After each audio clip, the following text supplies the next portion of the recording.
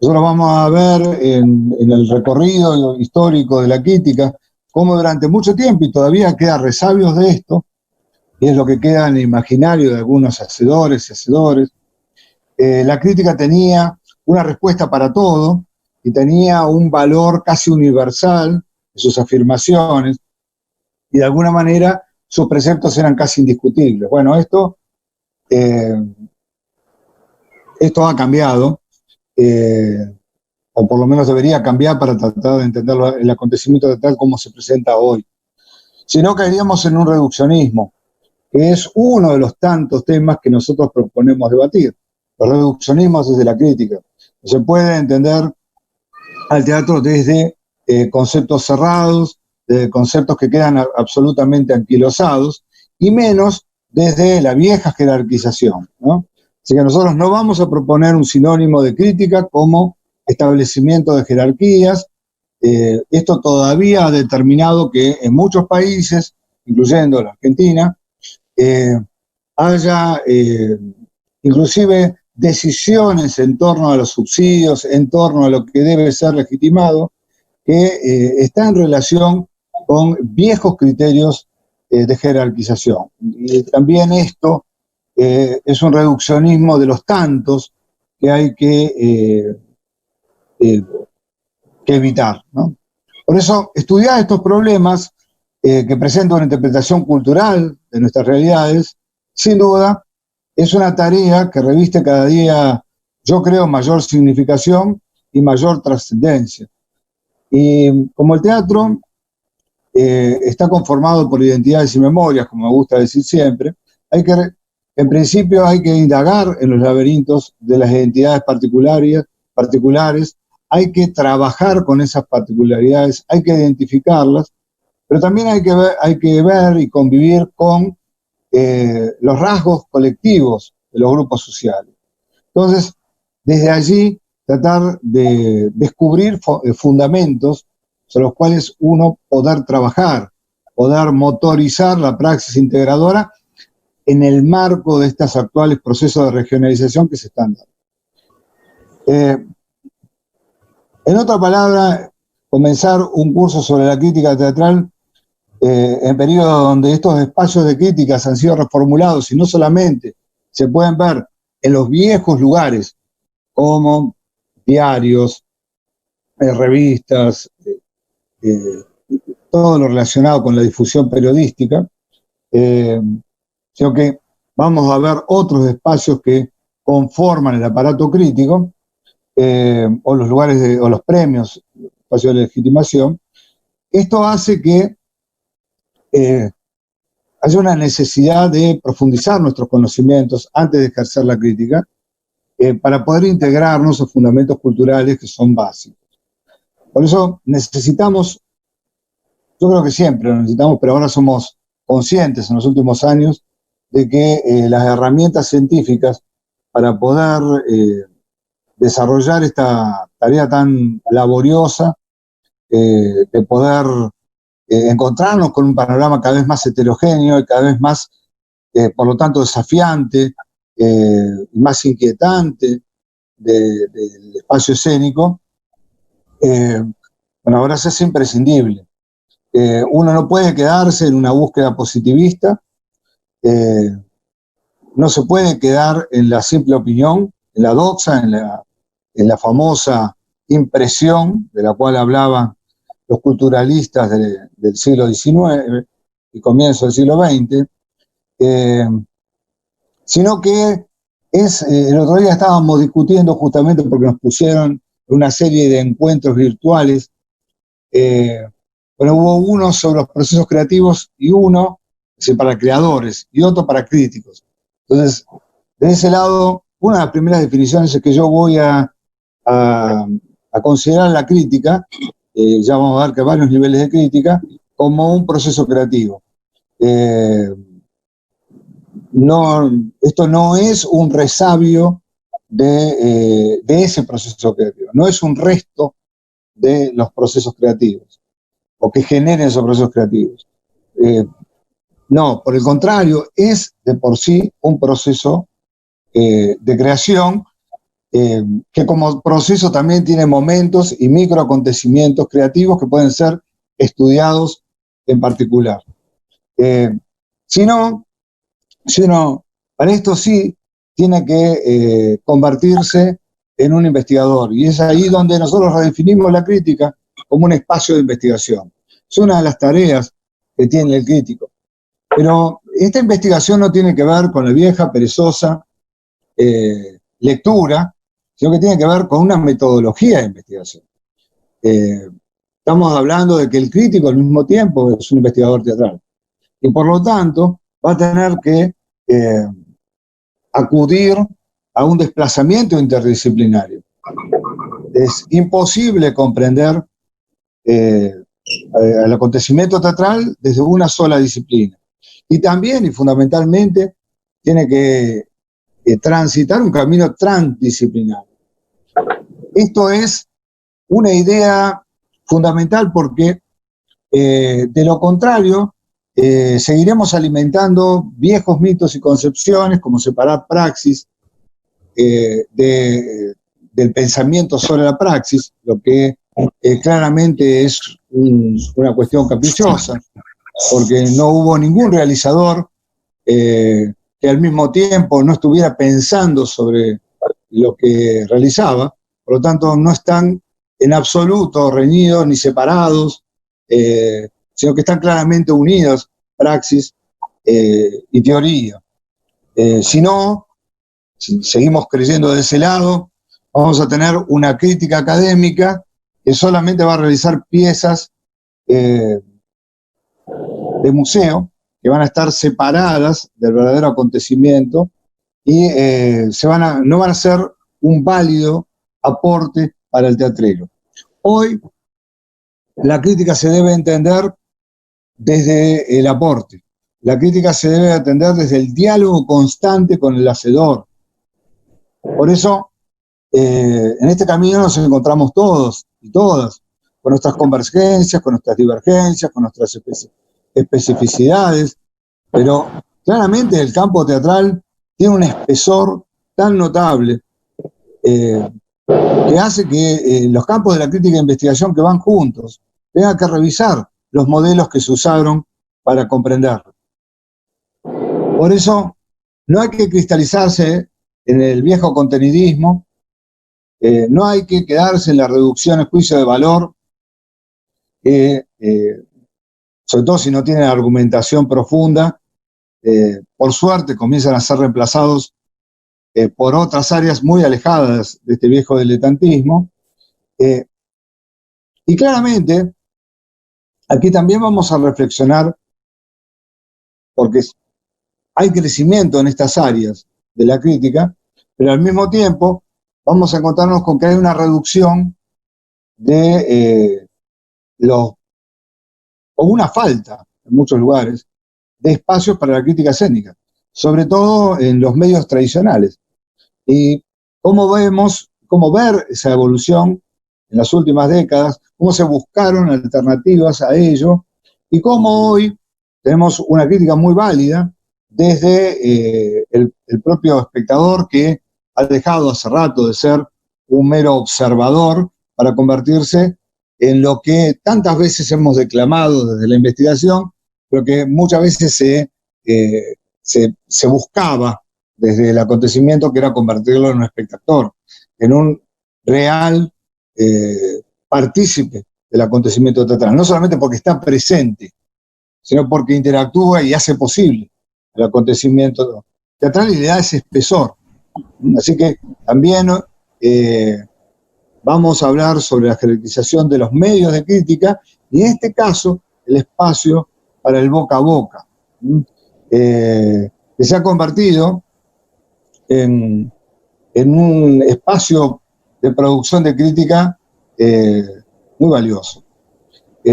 También hay que examinar desde una perspectiva científica el papel que tienen los blogs hoy, que tienen los espacios virtuales, las revistas y periódicos digitales, las publicaciones, los premios nuevos que han surgido, los espacios de guarda y custodia de la memoria, que también generan teoría y crítica, como los centros de documentación, eh, las propias salas teatrales.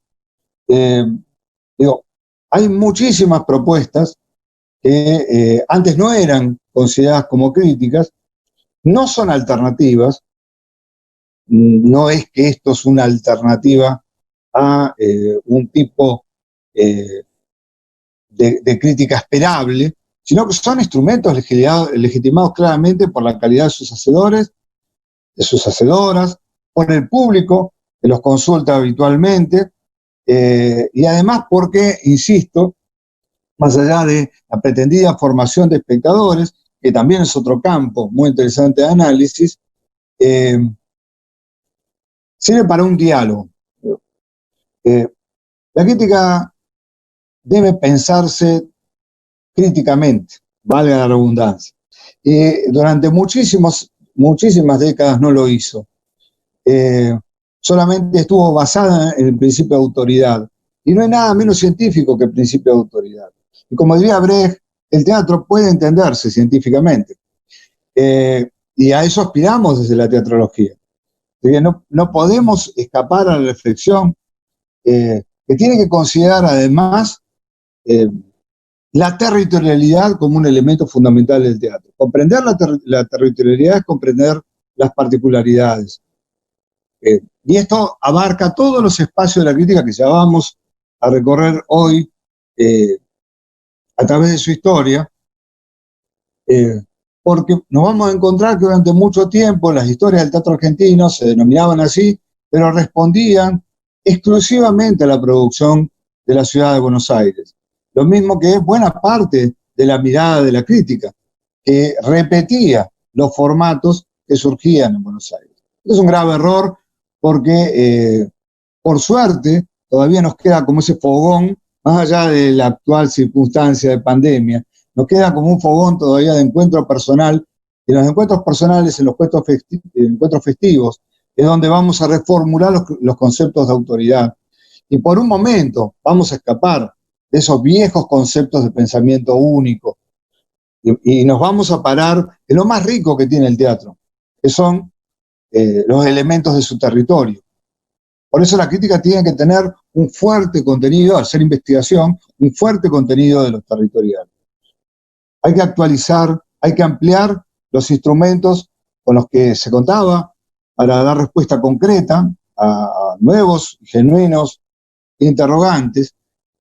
Y no tenemos que considerar cualquiera de, esto es una máxima de la investigación, o debería serlo, no deberíamos considerar cualquiera de los aportes que realizamos, incluyendo categorías, periodizaciones, como inmutables, porque si no estaríamos cambiando viejas y obsoletas verdades incuestionables por nuevas verdades incuestionables que quedarán obsoletas por la dinámica del campo muy rápidamente. Así que tenemos que pensar que esas respuestas van a ser parciales, las que damos de la crítica, y que van a permitir que uno debe dejar la puerta abierta, entornada, para que haya mejorables próximas visitas.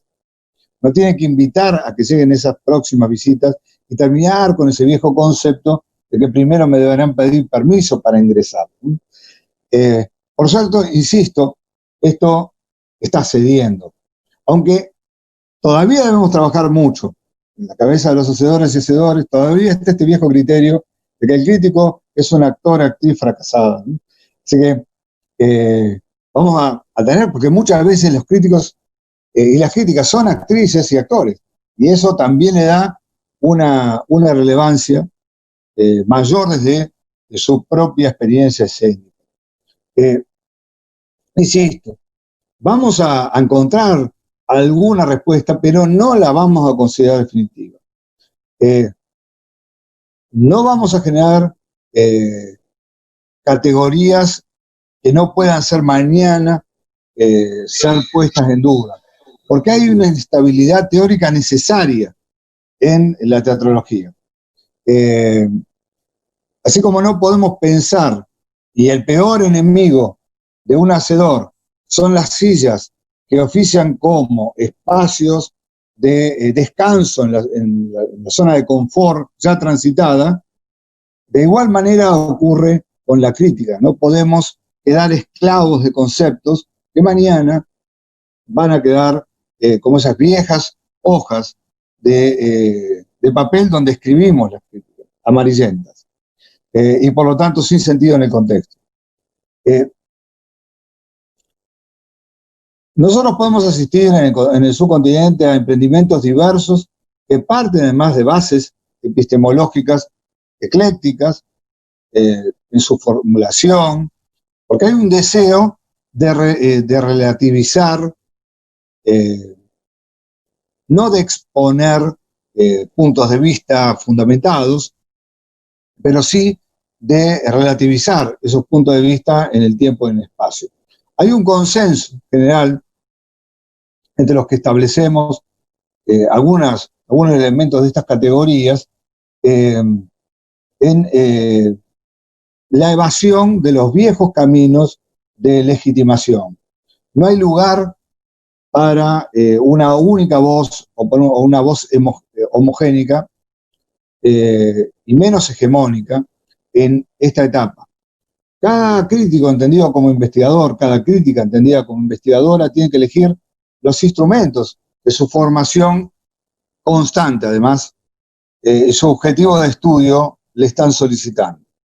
Y cuando digo objetivo de estudio, estoy hablando, insisto, de la permeabilidad también de un campo que antes manifestaba fronteras intransitables. Todavía seguimos trabajando con categorías, por ejemplo, en la República Argentina, claramente cuestionables, como si fueran espacios o trincheras imposibles de ser atravesadas, ¿no? Cuando hablamos del sistema de producción independiente, sistema de producción empresarial, al que suelen de llamarse comercial, les pido que evitemos la palabra comercial, ¿no? Siempre lo aclaro, pero lo voy a hacer también en este curso, que los hacedores del llamado campo independiente también pretenden ser profesionales y vivir de esa actividad, por lo tanto hay una taxación comercial. Ese viejo concepto de palabra de producción comercial está ligado a un teatro de empresarios, a los viejos formatos de compañía, con sala, que demandaban de empresarios. Así que ese espacio es el de producción empresarial. Y finalmente tenemos uno de producción pública estatal. Bueno, si nos quedamos solamente en esos tres espacios de producción, en principio, los hacemos ver como si fueran homogéneos, como si tuvieran una única característica. Creo que una categoría como teatro independiente, forjada allá en la década del 30, después de más de 90 años de historia, tiene que ser revisada en cada uno de los espacios del cual estemos hablando. Lo mismo ocurre con el teatro de empresarios, y además hay ya hace varias décadas, hay un gran cruce entre un espacio y otro. Esa vieja prédica de que cuando uno cruzaba una frontera y se encaramaba en una producción que correspondía al otro lugar, estaba cometiendo una traición, por suerte, hace rato fue abandonado. Así que es muy permeable, es muy porosa la frontera. Más allá de que vamos a tener que redefinir, porque va a aparecer una crítica necesaria de los, durante mucho tiempo, llamados espacios periféricos de producción. En principio, la palabra periférico, igual que off o igual que alternativa, son palabras que en la crítica no podemos utilizar porque carecen de rigurosidad científica.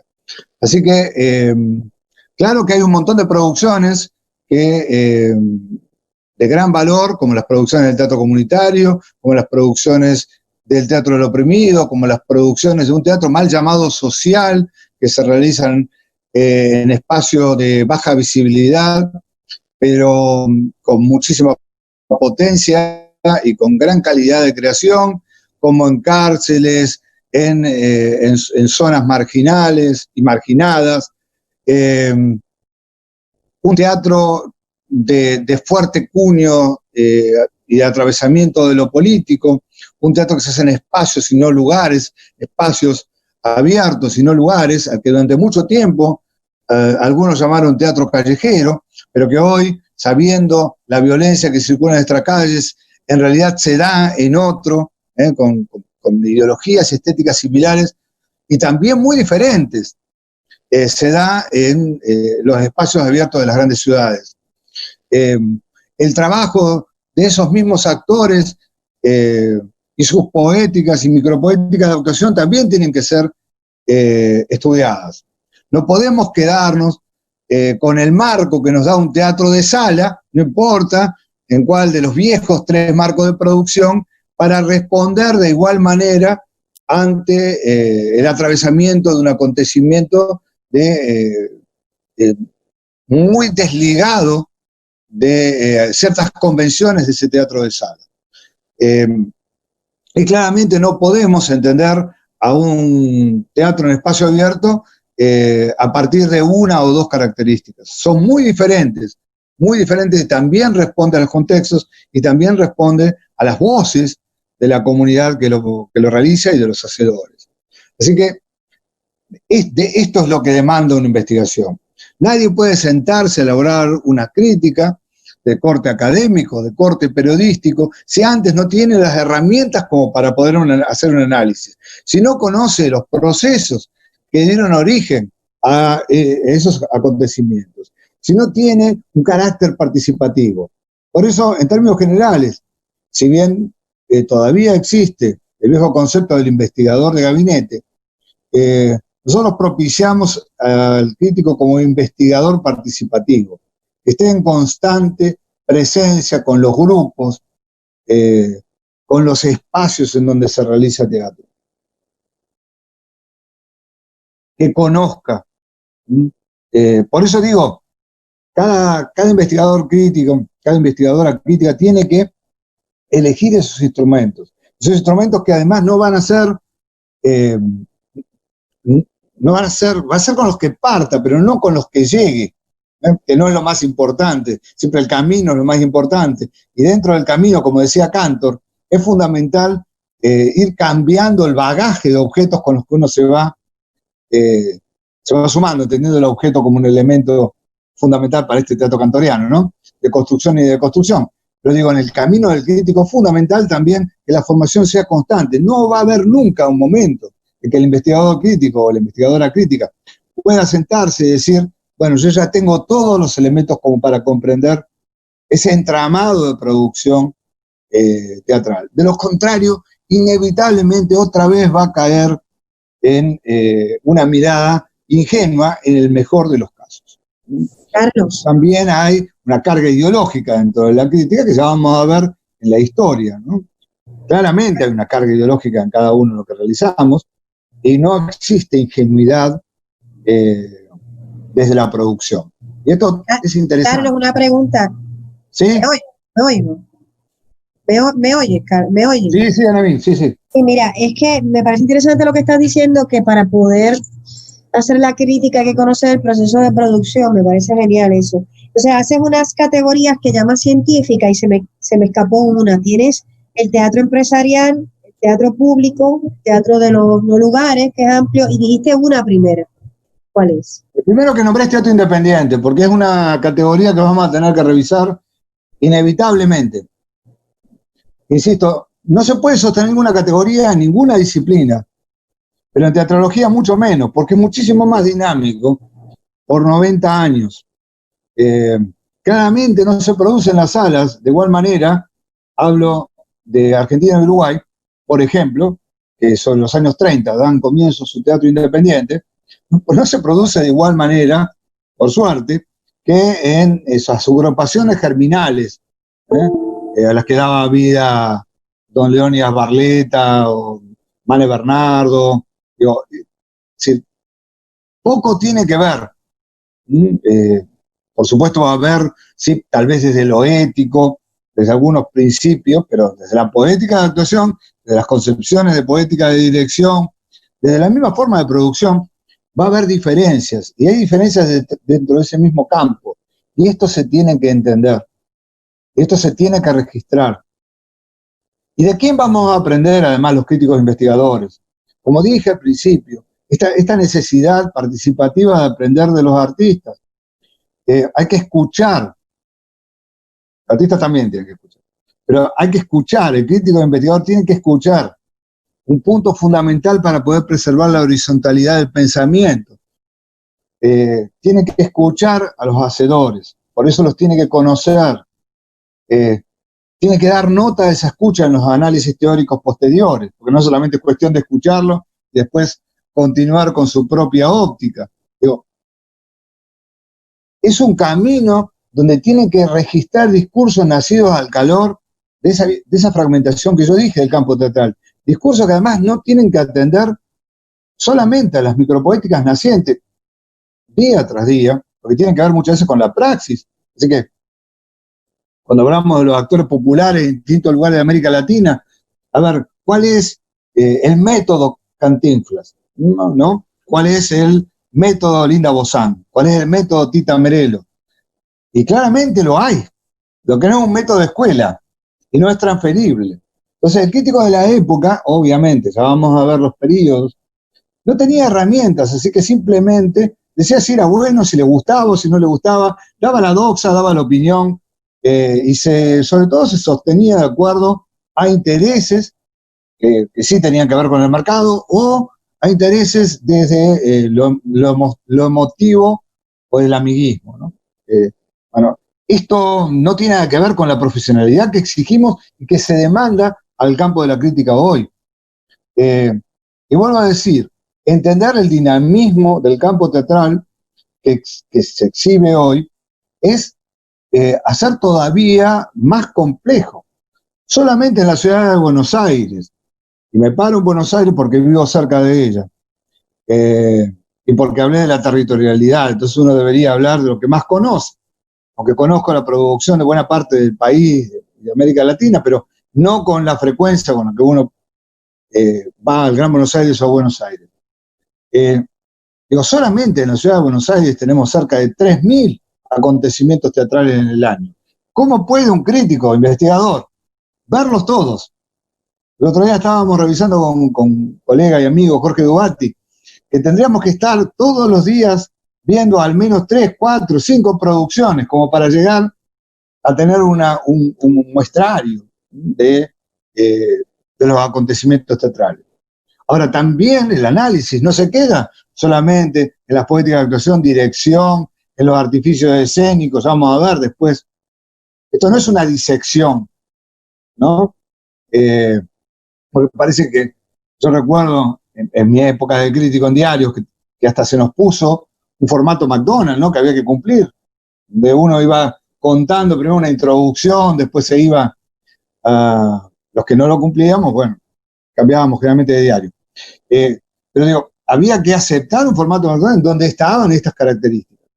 No solamente hay esto, a ver, nos tenemos que preguntar por el público. Es fundamental preguntarnos por el público. No hay una historia del público, y yo celebro que haya colegas que estén pensando en eso, hacer una historia del público a lo largo del teatro.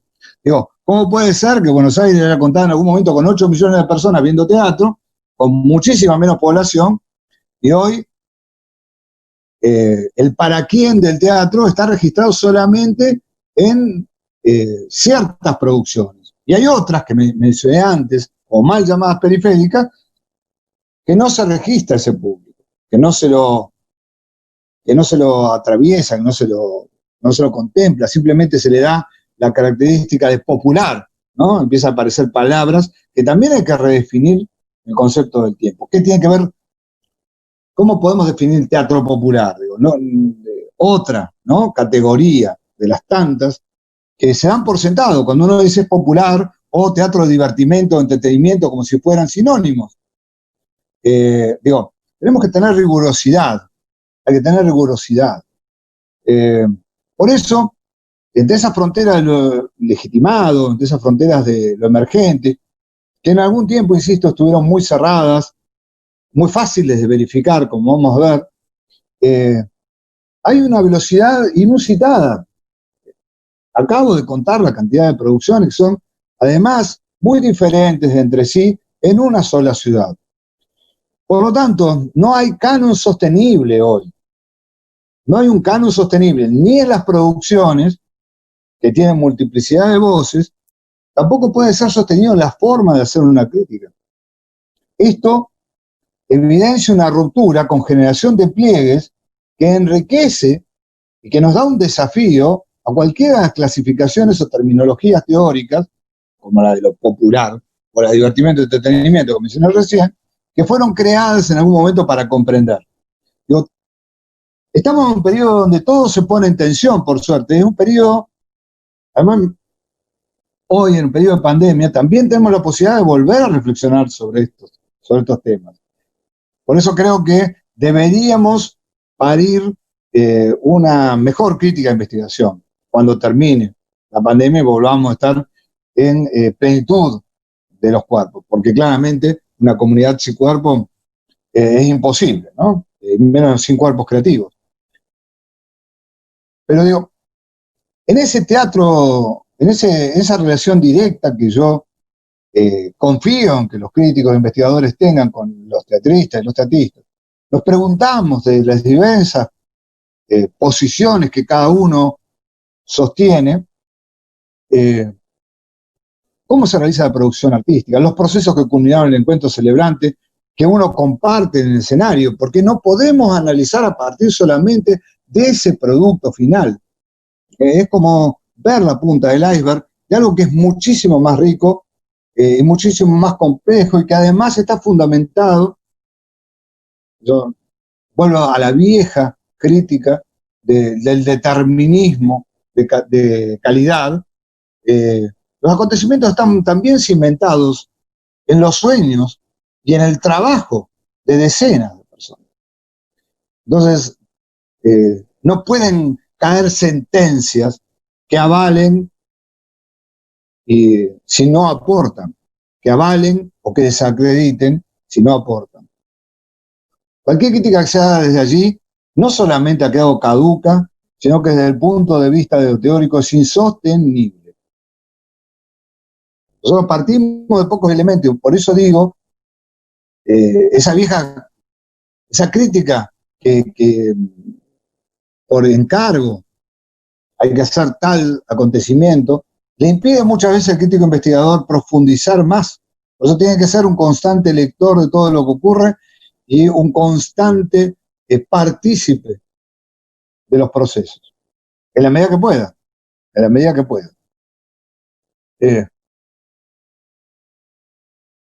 Si los creadores y las creadoras cumplieron con el papel de atravesar las rejas que están encorsetando su cuerpo y que no lo hacen dócil, como lo piden los mandatos de los poderes establecidos, ¿por qué los críticos vamos a responder desde un cuerpo teórico que sea dócil y que no explique más allá de lo que nos gusta leer?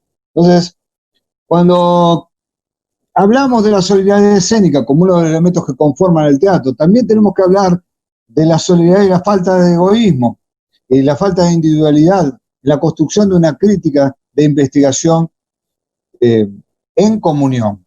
Tampoco la crítica debe ser solitaria. Es decir, si nosotros requerimos de un clima que nos permita teatrar próximamente, casi en un convite pagano, la totalidad de las ciudades y la totalidad de los lugares, de las plazas, de las salas, eligiendo la libertad absoluta y el rescate del cuerpo en su integridad, investido de memoria, con conciencia de sí, bueno, la crítica debe partir también desde esa posición.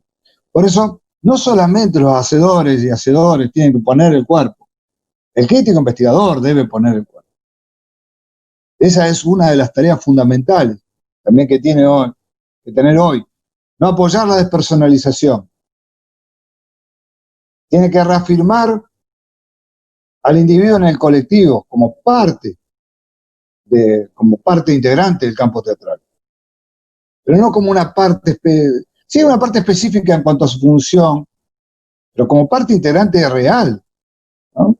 Rompiendo con las leyes de producción masiva, haciendo que cada una de sus piezas de investigación crítica sean artesanía y que no respondan a una demanda capitalista de producción incesante, ¿no?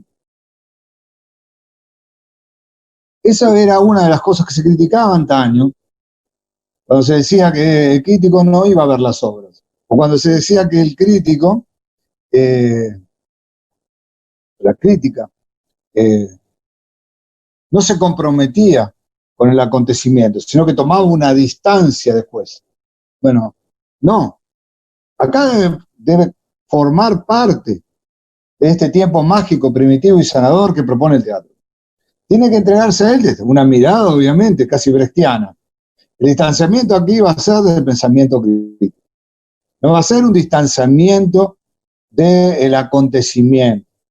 Formamos parte del acontecimiento. Por eso es que la filosofía ha sido tomada como una de las herramientas para entender al teatro. Los aportes que ha hecho Jorge Dubati y otros colegas en torno a esto, inclusive con mayor profundidad en Europa, sobre el tema de la necesidad de entender ontológicamente al teatro, es un requerimiento claro de la crítica. Nosotros también tenemos que ponernos en estado festivo. El crítico investigador también tiene que estar en estado festivo. Nadie tiene que estar ajeno a esa instancia de conexión plena en donde los hacedores, los espectadores, espectadoras, y los críticos e investigadores no son depositarios de saberes verbales, son realmente protagonistas, son depositarios de saberes verbales, corporales, que cada uno va a ejercer de acuerdo a las funciones durante las celebraciones. No, va a ser verdadero protagonista. Esa vieja mirada, yo recuerdo cuando empecé a hacer crítica, vuelto al país en el 84, íbamos de saco y corbata a hacer crítica. Y era una distancia magnífica, ¿no? Porque yo iba, primero porque era muy joven, y los críticos de la época, grandes críticos, Kiva Stagg, Ernesto Yo, tantísimos, Espinosa, Beatriz Seibel, digo, grandes maestros, los que no deben ser olvidados, otro de los problemas también que tenemos en el teatro, tenemos en la comunidad, porque parece que el teatro tiene hoy, al igual que el resto de la disciplina, es una necesidad del aquí y ahora, ¿no? Como que todo lo comenzamos aquí y ahora. Esto muchas veces se le atribuye a los males del neoliberalismo. Bueno, a ver, yo no quiero atribuir nada a nadie, hay una responsabilidad que tenemos claramente nosotras y nosotros de restaurar las cadenas de memoria, ¿no? En parte la crítica es hoy lo que han hecho también ellos y ellas. Bueno, uno se vestía para ir al teatro así como el público y se ponía ya estaba determinando una distancia. Y no, uno tiene que entrar en ese entramado simbólico. Si no entra en ese entramado simbólico, que es un retazo de fiesta, que prolonga además los lazos entre la comunidad, más allá de la duración del acontecimiento teatral, y también se va a perder algo. También se va a perder. Es una comunicación que se da previa al acontecimiento festivo y post el acontecimiento festivo. Es casi una mirada voyerística la que tenemos nosotros cuando estamos allí en presencia de lo que antes se llamaba función, nombre que yo odio, se llama todavía función, pero función es como que lo reduce a una operación, ¿no?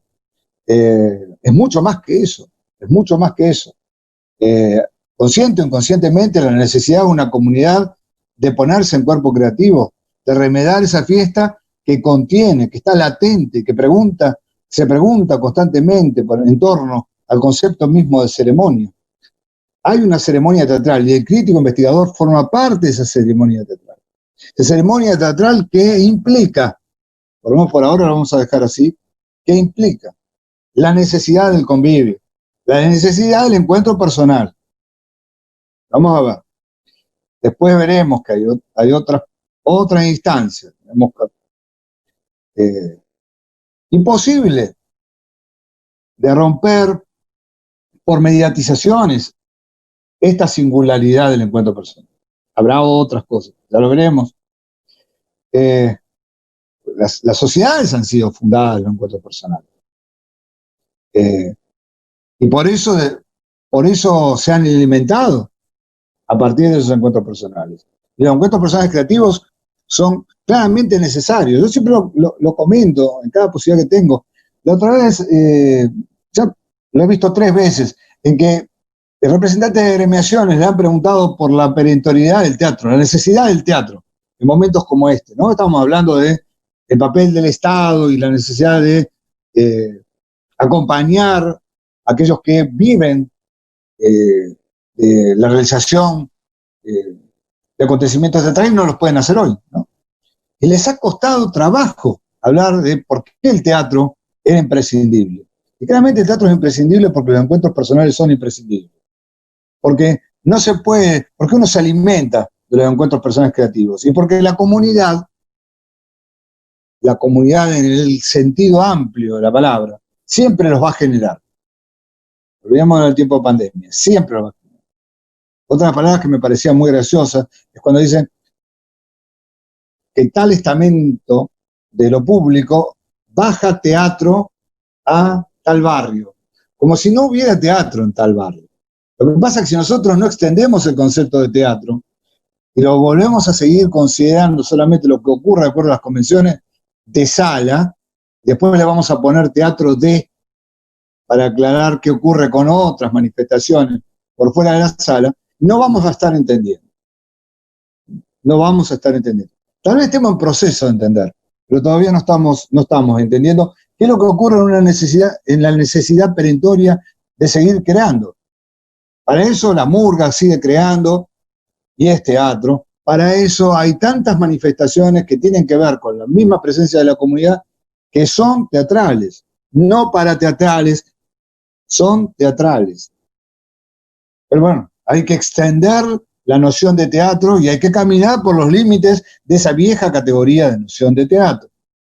Y eso el crítico lo debe saber, por eso pido que sea investigador. Que entienda los espacios liminales y por qué son liminales. Y que entienda que en esos espacios liminales o de suburbio, como me gusta decir a mí, es donde buena parte de las mejores creaciones se dan a partir de la síntesis que se provoca, ¿no? Algunos decían, no, el tango alcanzó el rango de tango canción cuando llegó al centro. Mentira. Voy a citar a Borges, que es raro que haga esto, no porque no respeta a Borges como gran escritor, pero sus seminarios, algunos de los cuales tuve la suerte de compartir, estaban plagados de anécdotas que históricamente eran improbables, pero eran mucho más ricas, ¿no? Pero sí en los suburbios, ese tango había nacido en los suburbios con una riqueza mezclando, haciendo lo que el arte burgués había en algún momento determinado, la separación de las artes. Entonces, ese tango había unido la música, el canto y sobre todo la actividad performática, porque había un gran juego performático en el primer tango de Ravalero. Digo, en esos espacios suburbios siempre, no es con el mármol de Carrara con que se invisten los pies de los grandes creadores, sino con el barro. Es ahí donde se invisten, donde se hacen las mejores, es una alegoría, por supuesto, donde se hacen los mejores sincretismos, ¿no? Los mejores intercambios culturales. Estamos en un periodo donde uno no puede establecer, y ahí viene otra de las concepciones de las identidades nacionales, ¿no? Las tradiciones, las identidades nacionales. ¿Qué es tradicional en nuestro teatro y qué no lo es? ¿Quién determina eso? ¿Qué es lo nacional? La imposición de lo nacional. Yo creo en las transacciones culturales. Claramente ha habido aculturaciones y lo va a seguir habiendo. Pero yo creo en las transacciones culturales y estas se dan constantemente. Y el crítico investigador las tiene que saber percibir. Tiene que expandir sus miradas. de expandir las miradas ante la relatividad, ante la dispersión de sentido. Esto es un mundo de creatividad amplio, mundo, como dije antes, tiene expansión, es el Big Bang, ¿no? Estamos en efecto Doppler, se sigue expandiendo, por suerte, el campo de lo teatral. Y tenemos que caer en categorías muy, muy inestables, como danza, teatro, teatro, danza, cuando en realidad lo que estamos explicando es esa vieja división que pues sostenían conservatorios para conservar entre la danza, el teatro, la música, que en las fiestas estaban todos unidos, ¿no? Hay múltiples capas de interpretación donde la apertura y la falta de conclusión y cierre son parte de la cotidianidad de la oferta de la cartelera. Entonces hay que saber leerla. Esa modificación severa del campo que impacta en la actitud del público, que de a poco, en la medida en que lo siente propio el teatro, otro de los temas de los que vamos a hablar, del para quién, deja el viejo y conocido convencional rol pasivo para transformarse en ese actante que todos queremos que sea, que complementa el sentido del acontecimiento teatral, que ocupa las grietas que están pronunciadas cada vez más y se transforma en primer crítico, como dije antes, ¿no? Y que muchas veces define la suerte de los acontecimientos, ¿no? A través de esa crítica del boca a boca. Esta postura crítica frente a la recepción nos libera entonces del viejo y anciano criterio, tanto de autoridad como viejo y anciano criterio de hacedor, y el viejo y anciano criterio de espectador. Es decir, nadie está esperando nada del artista. Nadie está esperando, el crítico no debe por qué esperar, debe claramente conformar, no debe ser testigo de ese relato heterogéneo que lo está provocando, ¿no? Debe dialogar con él. Son cientos de microrelatos que tiene que interpelar. Bueno, no hay pretensión de que el espacio de crítica contenga a todos, ¿no? Pero la idea es que tratemos de hacerlo, ¿no? Por lo menos que intentemos iniciar ese fascinante camino en la búsqueda de los procedimientos, los instrumentos que usan los hacedores y hacedores para las diversas áreas acometer ese acto creativo.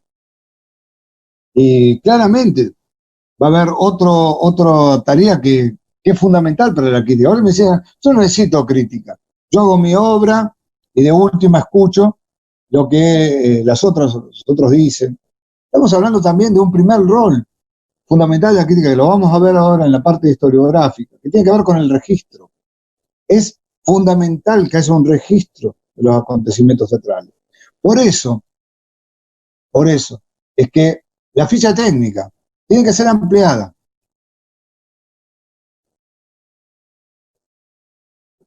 Ya no son 20 o 30 nombres, tiene que ser ampliada y también es tarea del crítico ampliarla. En espacios como los teatros públicos estatales, donde además hay realizadores junto a los diseñadores de los artificios escénicos, también tienen que dejar registro de esto. De allí la relevancia de no solamente quedar el espacio crítico dé cuenta de un elemento festivo que además es claramente, cuando uno quiere atraparlo, es tomar agua con las manos, se va a escurrir, no lo vamos a detener allí para poder verlo y diseccionarlo. Entonces, nuestra metodología de acción en los últimos tiempos claramente ha cambiado. Y analizar la evolución de los espacios de crítica como investigación de esa actividad escénica nos va a llevar también a relevar instituciones, como dije, que generaron productos, los apoyaron económicamente o estructuralmente. Y por supuesto que vamos a tener que observar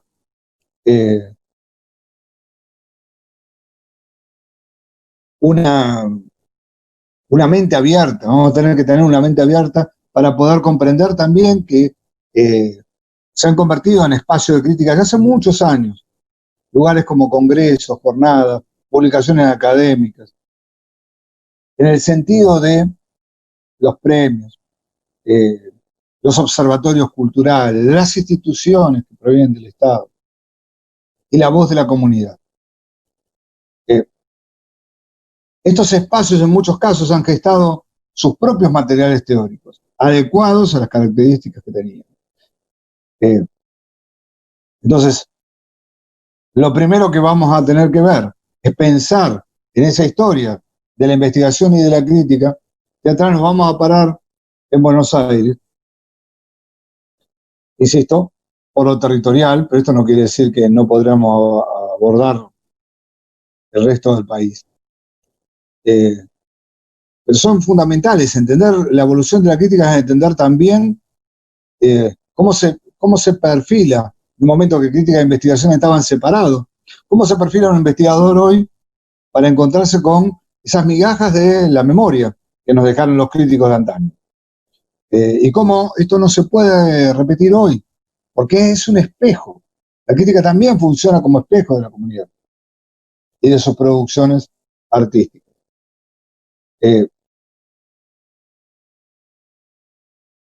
Y en ese camino previo, uno va a encontrarse y abordar claramente, primero, la crítica del acontecimiento. Ya vamos a ver cuál es el principio, ¿no? Nos va a servir esto también para establecer una teoría de la crítica teatral que para mí puede ser vista de una perspectiva que prescinda de los aspectos solamente pragmáticos que tienen que ver al ejercicio crítico.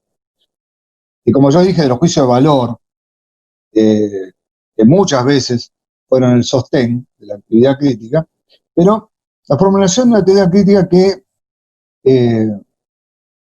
lleva implícita la necesidad de hablar de identidades, memorias, no como esenciales, del ámbito, del contexto más extenso, del conjunto de cuestiones que la teoría teatral general tiene escritas como objeto de su indagación, de su especulación.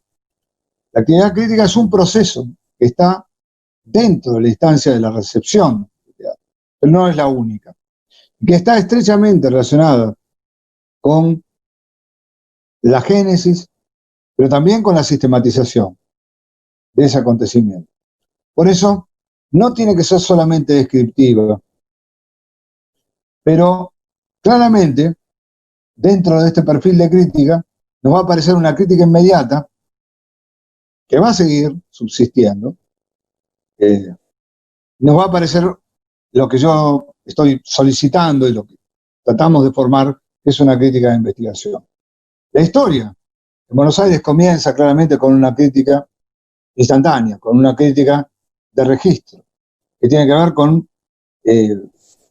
la aparición del primer periódico en Buenos Aires, del siglo XIX, y con la primera crítica que aparece en aquel viejo telégrafo mercantil, la primera nota impresa sobre un tema de teatro en Buenos Aires.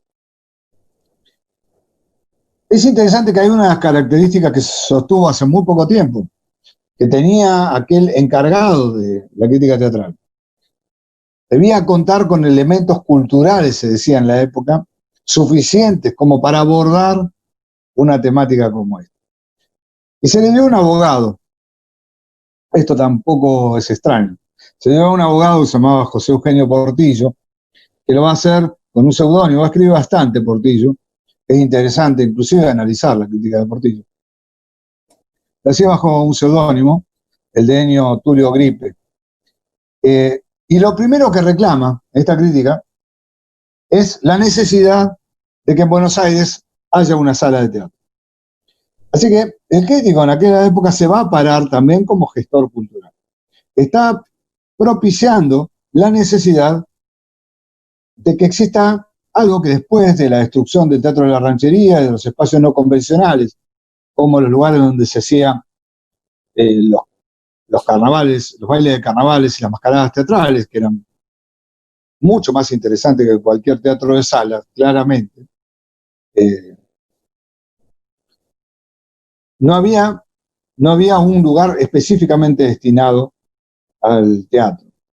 Y Gripe va a ponerse en ese lugar de pensar la realidad de un campo muy estrecho. Buenos Aires tenía 40.000 habitantes. Por entonces, era una ciudad que había mejorado un poquito su realidad estética en cuanto a urbanismo. Una ciudad pobre comparado con Córdoba, por ejemplo, Córdoba capital, o con otras ciudades del subcontinente, Lima o México, para ir a Centroamérica. Una ciudad pequeña, pero claramente que ocupaba un lugar de lo geopolítico cada vez más relevante, y por eso va a crecer. Bueno, y decía que era increíble que una capital populosa, fina y mercantil carezca de un establecimiento. Y va a determinar algo que durante mucho tiempo va a regir la supuesta crítica, que es el buen gusto. Porque para Gripe, estos espacios, estas salas, tenían que ocuparse de desarrollar el buen gusto. Porque el teatro era concebido como una escuela de costumbres para todas las clases de la sociedad, aunque en definitiva quedaba para un sector. Y la adjetivación, que va a ser otra de las características del siglo XIX, buena parte del siglo XX, cuando habla de fuente deliciosa de los primores y encantos, ¿no?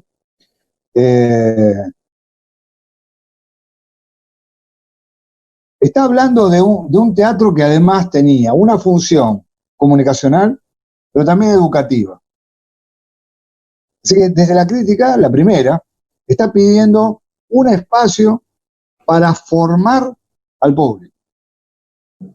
Casi un espacio, es más, habla de la necesidad desde la cultura, de que se erija, y está pensando que aquel gobierno que lo haga va a ser un gobierno feliz y protector, ¿no? Es interesante que la primera crítica que aparece no se refiere a una obra, sino que se refiere a la necesidad de una gestión. Es más, va a citar, esto va a ser otra característica de la crítica durante mucho tiempo, va a citar a un sabio, pero en realidad es él que habla desde la crítica, pero dice, dijo un sabio, la falta de teatro es el más feo y fastidioso olor que puede enviar la rudeza de los pueblos. Es mucho más extensa la crítica, pero es muy interesante cómo se planta también lo que debe ser un crítico investigador. Yo recuerdo las críticas, ya lo vamos a ver, que realizaba Aquiles Taif, que después fue director del Teatro San Martín y del Complejo Teatral de Buenos Aires durante más de 28 años. Cuando en su función de crítico establecía un análisis de las políticas mal llamadas culturales, políticas artísticas que tenían los gobiernos de turno. Y ya tenía un antecedente en Gripe. Esto también es parte de la crítica. ¿Cuáles son las relaciones entre un Estado, entendiendo el Estado como la totalidad de los miembros, los habitantes de una nación, de la organización jurídica de la nación, que ocasionalmente tiene un gobierno de turno, ¿no? Entonces, como la crítica ha operado muchas veces también, cuando tiene una perspectiva mayor, en relación a la gestión, la llamada gestión mental, gestión cultural. Va a haber muchas voces en el siglo XIX que van a alzarse de la crítica, pero son muy interesantes las voces de hacedores que van a escribir como críticos. Y ahí voy a rescatar a Ambrosio Morante. Ambrosio Morante es una figura determinante de esa primera mitad del siglo XIX en el Teatro de Buenos Aires, que va a tener una fuerte relación con lo político. Ambrosio Morante va a ser de acuerdo a las contingencias del periodo, va a ser escritor, dramaturgo, todo de carácter aficionado, sin formación, sin una formación escolástica determinada. Va a ser director, cuando no había concepción de dirección en la época, ¿no? Solamente organizaba el escenario. Por supuesto va a ser el programador del Coliseo Provisional, que es la única sala que había en Buenos Aires, la que logra el artículo de gripe, que se va a crear en 1804, pero que de acuerdo a los cambios y vaivenes políticos, en muchos casos le toca ser el encargado del archivo, o que es el lugar donde se manda generalmente, y esto es muy interesante para analizar cuál es el papel de las memorias. A los archivos se manda generalmente a la gente que se desplaza. He fundado muchos archivos y centros de documentación, así que sé de lo que estoy hablando. O en muchos casos ha tenido que hacer tareas de maestranza. ¿Por qué? Porque Ambrosio Morante, que además de mestizo, había simpatizado con el sector jacobino, el único sector revolucionario en 1810, que había además simpatizado con los sectores federales en Buenos Aires y con la gesta sanmartiniana, es decir, con la idea de un subcontinente libre y unido, va a tener un papel muy importante en el aporte de una programación muy pegada a las circunstancias de lo político y un teatro de urgencia. Él también va a hacer crítica, va a tener que ver la crítica va a ser la primera crítica con un fuerte acabado, fuerte atravesamiento del contexto político. Y pregunto, ¿es posible hacer una crítica que no esté atravesada por lo ideológico? No. La de gripe también está atravesada por su propia ideología. Irónicamente, el Coliseo Provisional y su propio nombre, analizado también por algunos de los críticos de la época, marcan la decisión de las autoridades de Buenos Aires de nunca crear un coliseo definitivo. Siempre se llamó Coliseo Provisional. Coliseo, por supuesto, era un nombre demasiado ambicioso para un galpón, el cual se lo arreglaba cada tanto, pero nunca se le daba vistas de un teatro acabado. Hubo que esperar hasta la década del 30 para que se cree el Teatro de la Victoria. ¿Por qué?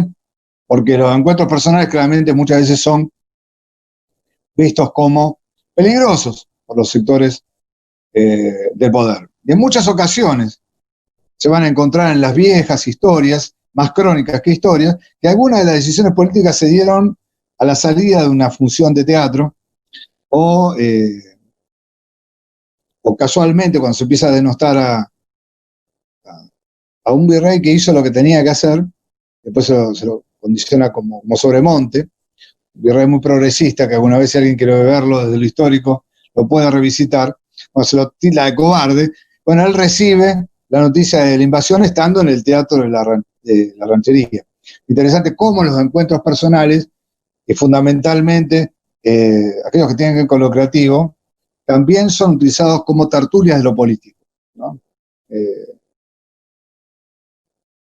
Una publicación importantísima y en avance de la crítica en cuanto a la estética es el periódico Argos. El periódico Argos va a salir en la década del 20, en pleno periodo de guerras civiles, y solía entregar mordaces críticas. Cuando digo mordaces, eran esas críticas demoledoras, de carácter de la jerarquía, con lapidarios comentarios. Tenía un gran sentido del humor y la ironía, eran buenos escritores. Había que leer muchas veces había crítica política también, había que leer entre líneas. Una vez entre 3 estrenos continuados en el Coliseo Provisional, aparece un comentario de los típicos del crítico de la época, que decía: cuando se dice el público y hay una desaprobación decorosa, es que no se quiere entender que no son 4 mozos nada más que se escapan del mostrador y que hacen un poco de ruido en el patio. No. Que no pueden juzgar la acción o el argumento de la pieza. Y lo único que hacen, o saben, es medir con la vara el vestido de la actora, dice, en vez de actriz. Es una posición misógina, ¿no? Y dice la crítica, cuidado señores míos, cuidado porque Largo tiene sus ojos bien abiertos, y será cosa que ustedes saldrán en letra de molde con todos sus pelos y señales, si van a interrumpir la representación por su falta de decoro y desaciertos. Esta pieza escrita es del año 1821, y esos mozos a los que se está acusando son los partidarios federales que estaban en ese momento manifestándose. Entonces hay que leer, entre líneas críticas también cumple un registro del contexto. En esa misma publicación, que fue hegemónica durante los años de gobierno del amigo Rivadavia, el hombre fuerte de Buenos Aires, se reflexionaba sobre el nacimiento del Teatro Nacional. Y es interesante porque es la primera pieza que une a crítica con investigación. Y comenta el estreno de Dido, de Juan Cruz Varela, y dice claramente que este estreno hacía de alguna manera presentir que el Teatro Nacional iba a contar breve con una capital que podrá vanagloriarnos. Esto inclusive se lo pueden llevar a algún jefe de gobierno, como cuando de alguna manera se vende la ciudad de Buenos Aires como capital teatral, porque es la primera vez que en una ciudad pequeña, insisto, de apenas 40 y pico mil habitantes, ante la aparición de una obra de autor nacional, aparece primero la idea del nacimiento de algo, ¿no? Es un crítico que está atento al nacimiento de una primer poética que tenga estructura supuestamente nacional. Así que hay una lectura también allí de lo político. Por eso no tiene que llamarnos la atención que, aparte de escritores de teatro, también fueran críticos algunos de los políticos de la época, es decir, aquellos que ejercían lo político de manera profesional.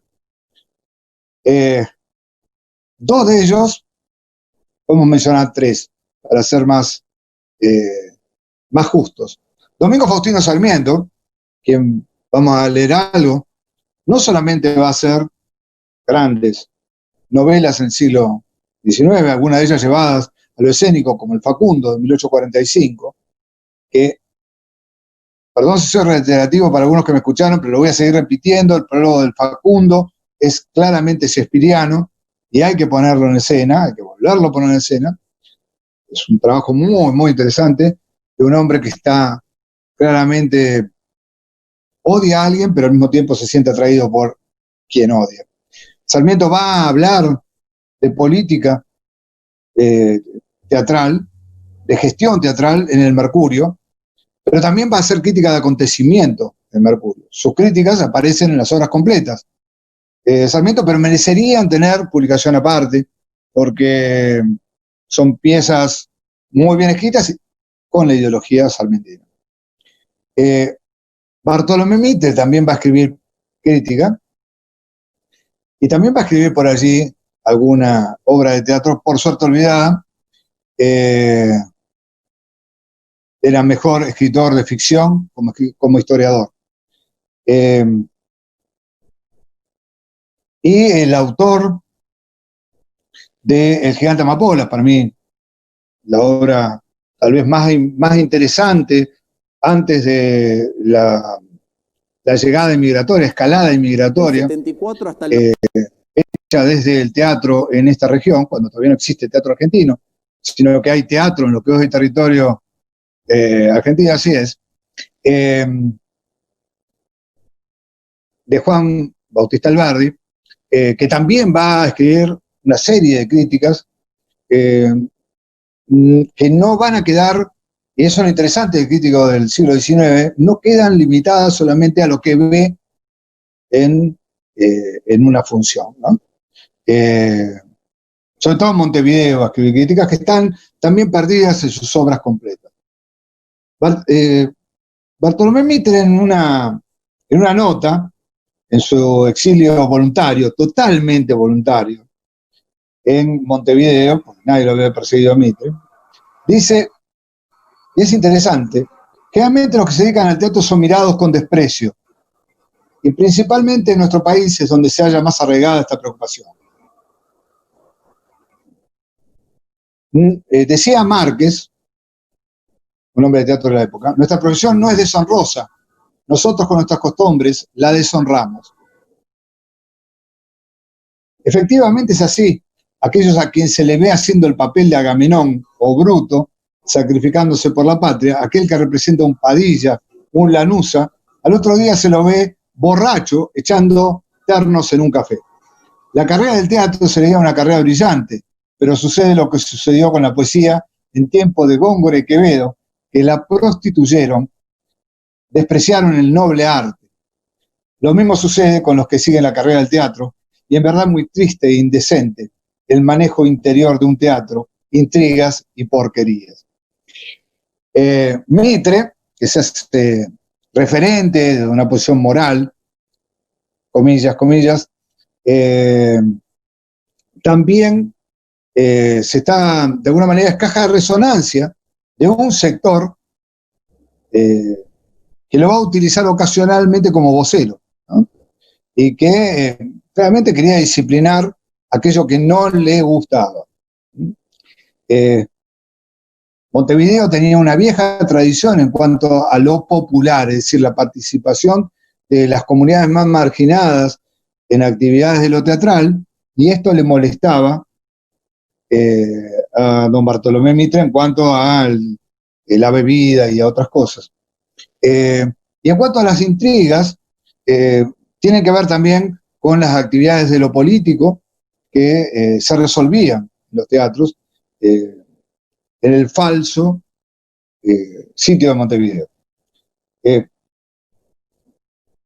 Ese siglo XIX está entonces marcado por una crítica que aparece y que además se muestra muy, muy firme en cada uno de los periódicos.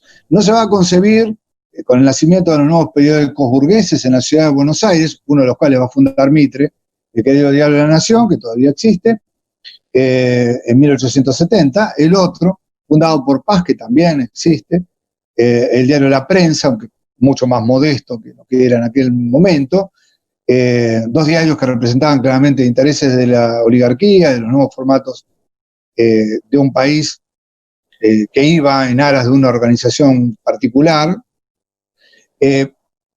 No se concebían sin un reportero dedicado al teatro. Es decir, Argos de alguna manera inició esa tradición de tener a un reportero dedicado a la actividad teatral. Sí, Mariela, ¿querías preguntar algo? No, quería comentarte que dentro de la misma línea de pensamiento que representa Mitre, cuando se empiezan a editar los libros de texto en Argentina, hay toda una serie de lecturas dedicadas, están dedicadas a chicos entre 6 y 12 años, pero claramente se direccionan hacia sus familias, donde se trata de disolver cualquier intento de reunión social en los bares.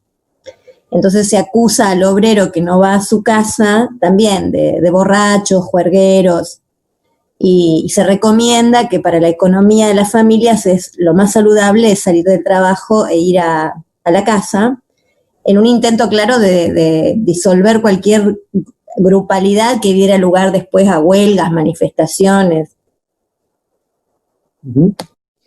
Sí, sí. Y esto ahora lo vamos a ver fundamentalmente a través del registro de una crítica militante que va a aparecer con el Teatro Obrero, pero donde se va a denunciar este tipo de cosas. Pero lo interesante es que empieza a aparecer la profesionalización de la crítica, más allá de los intereses ideológicos. Hay una profesionalización. Ahora, si en esa época no se veía como dicotomía la opinión, estamos hablando de la opinión, ¿no? A veces sustentada culturalmente, a veces no tanto, entre la investigación dramática frente a la consideración intrínseca del hecho teatral. Después esto sí va a comenzar a ser visto como diferente. Entonces, estos periodistas que eran enviados por los diarios más importantes de Buenos Aires, iban a cubrir el acontecimiento teatral, ya iban a la consideración intrínseca del hecho. Y dejaban en manos de otros las consideraciones que tenían que ver con políticas culturales, con la creación de salas, con el hablar Sí se detenían a veces en el tema del buen gusto, ¿no? Pero desde una perspectiva teórica, para mí, marcarse solamente en esa vieja consideración de lo permanente como el texto, ¿no? Que mucho tiempo era lo que el crítico solamente eh, veía, o lo efímero, que es el hecho de la representación de ese texto, también se veía como una dicotomía y también era analizado como una dicotomía. Es parte de nuestra tradición, ¿no?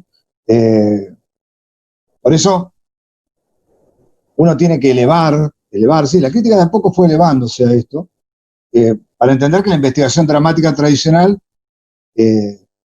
presentaba esto como un hecho comprobable antes, la disección, y hoy ya estamos alejados, ¿no? Y la crítica inmediata tiene que estar acompañada de una crítica de mayor profundidad.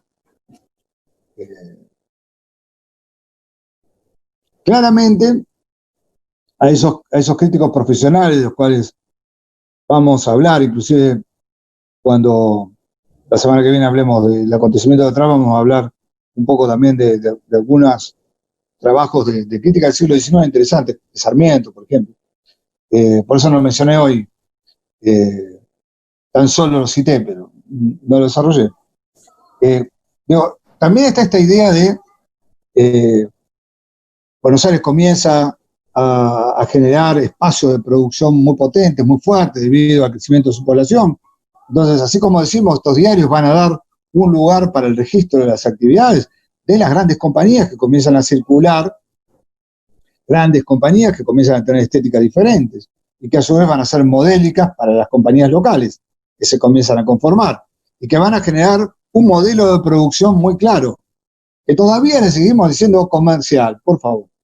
Y que tenía en aquel momento el modelo del empresario, porque la ciudad de Buenos Aires, de esa sala que estaba pidiendo gripe, que durante mucho tiempo se circunscribió a una sola sala, el Liceo Provisional, que después tuvo dos, con un teatro destruido y nunca utilizado, por el odio irracional de distintos periodos, que construyó Rosas en su casona.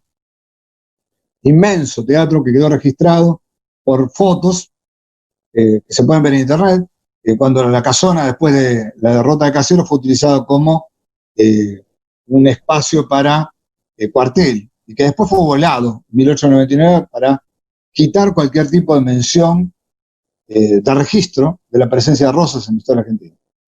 El crecimiento de las salas, del número de salas, va a ser exponencial a partir de 1880. Y claramente no va a haber registro de todas las actividades de esas salas.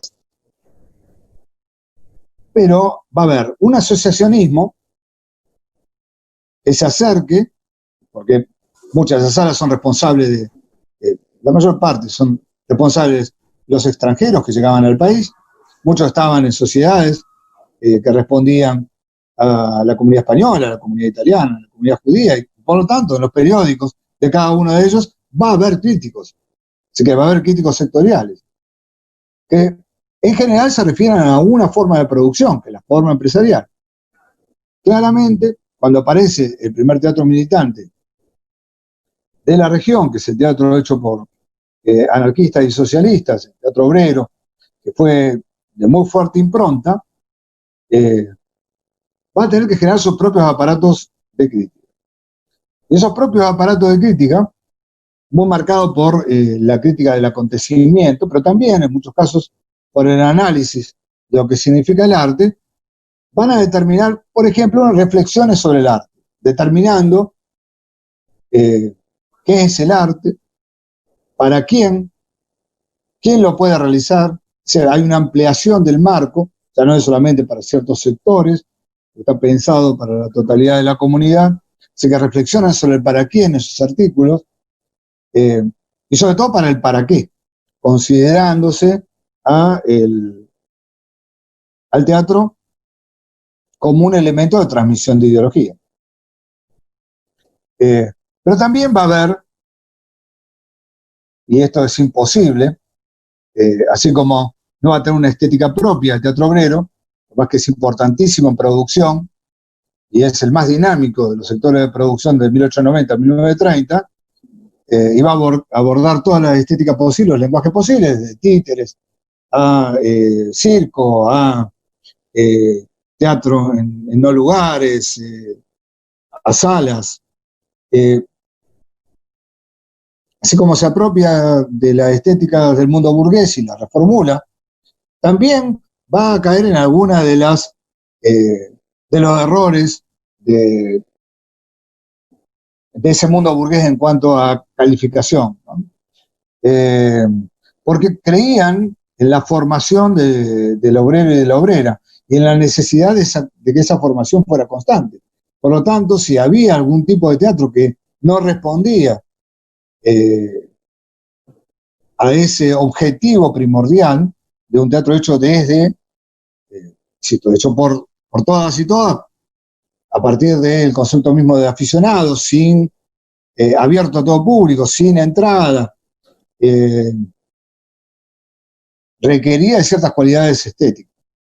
Y van a ver algunos cronistas en los diarios, en los propios diarios, más allá de los grandes periódicos libertarios y socialistas, como La Vanguardia, que era en 1894, La Vanguardia fundada antes que el Partido Socialista, por los socialistas reformistas, va a tener un espacio de crítica y va a ser muy importante el espacio de crítica, sobre todo en tiempos de comienzo del teatro independiente. Es reformista. La protesta humana, nacida en 1897, es el órgano más importante del movimiento libertario en Buenos Aires. Pero va a existir en cada lugar donde hay un libertario, un linotipista, y donde hay un linotipista va a haber un periódico. Que dure mucho, que sea inestable, y ese periódico se va a referir y va a reproducir fragmentos de obras de teatro. Un periódico libertario de La Plata, que tuvo una irregular circulación, que se llamado Libertad, va a participar de una jornada artística del movimiento y va a calificar y va a utilizar los peores recursos de la crítica burguesa. Bueno, va a ir a uno de los talleres escuela, uno de los más importantes que hubo en nuestro país, taller escuela de Luján, en una jornada en homenaje a los obreros caídos. Y dice, pude observar una nueva manifestación de un trabajo incansable de esta institución que es un orgullo para todos nosotros. Ya está haciendo una ponderación de la institución, pero después se va a referir al acontecimiento. Y lo va a hacer positivamente. Llegué a las lágrimas con el niño que interpretó el monólogo Cadenas. Quiero aclarar para los que nunca me han escuchado hablar de teatro obrero, que no hay teatro para niños en teatro obrero, para niños. El niño trabajaba desde los 7 años, así que el sistema de explotación del periodo, lamentablemente todavía hoy hay en muchos de los lugares del país y de muchos lugares de América Latina, niños trabajando. Bueno, por lo tanto eran considerados miembros más del movimiento.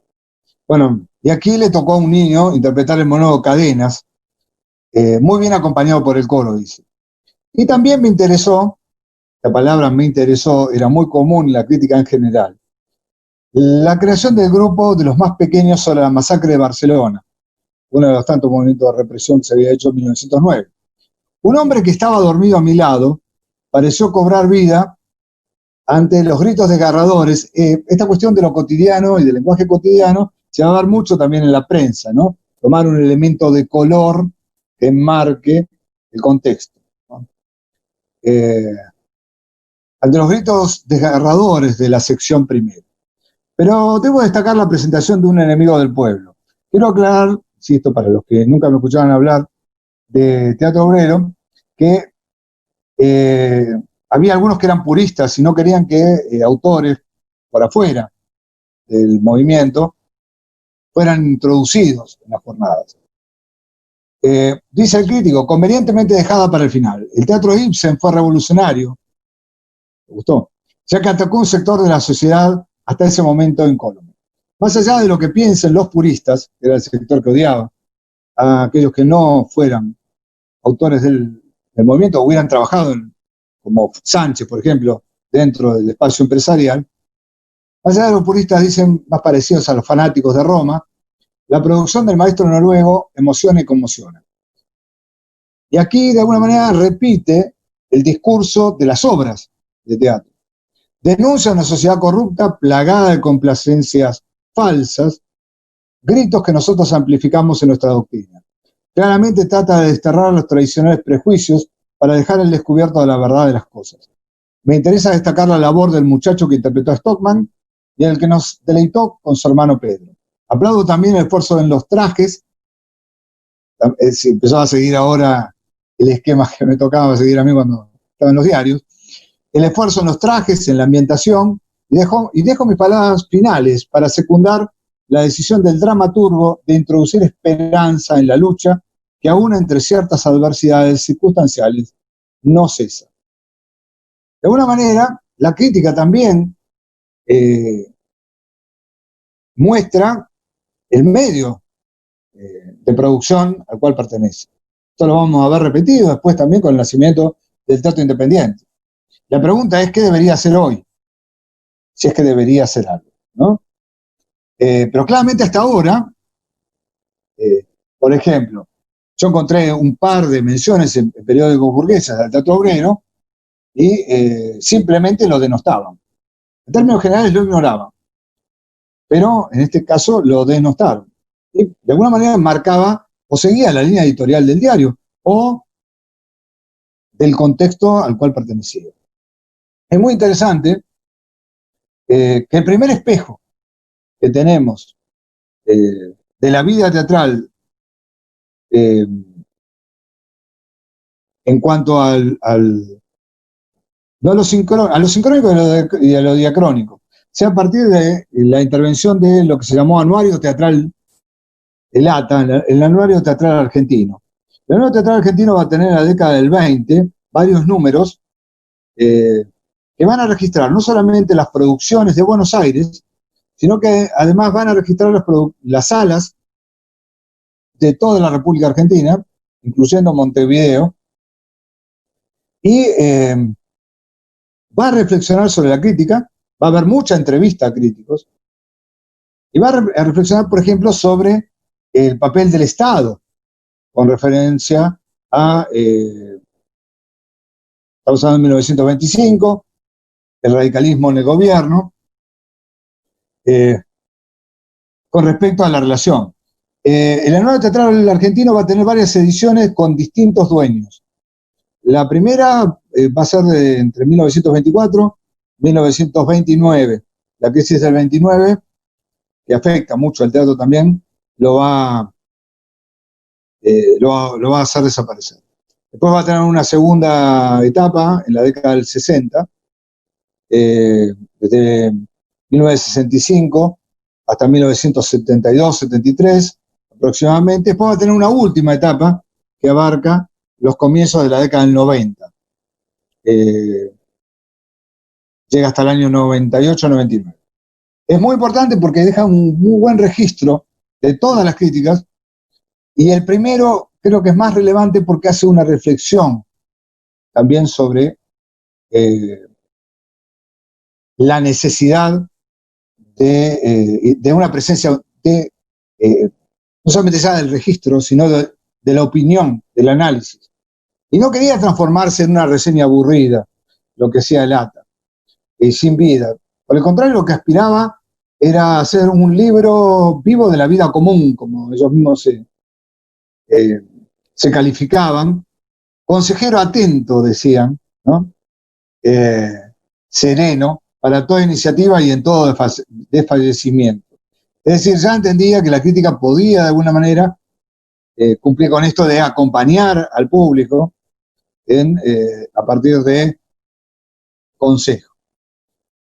Tiene un rico y muy completo material, es muy interesante el ATA, que reservaba un espacio, insisto, de reflexión sobre la crítica. Fue la primera vez que orgánicamente se reflexiona sobre la crítica, Además, planificaban completar su acción con una serie de suplementos para registrar la historia retrospectiva de la escena local, lo que era unir por primera vez crítica con investigación.